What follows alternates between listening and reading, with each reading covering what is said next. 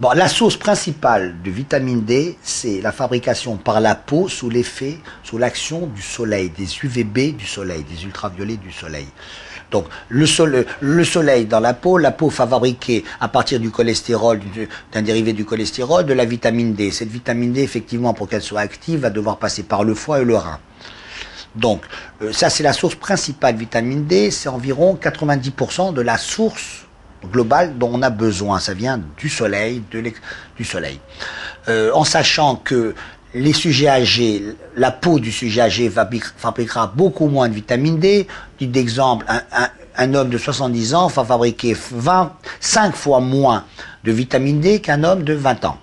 Donc, avec l'âge, on fabrique moins de vitamine D. La peau noire ou foncée fabrique moins de vitamine D. Il y a des gros déficits dans les pays d'Afrique noire. Même s'il y a du soleil, ils ne fabriquent pas, ils fabriquent moins. Il faut savoir aussi qu'on va trouver des manques en vitamine D chez les personnes qui utilisent des vêtements très couvrants.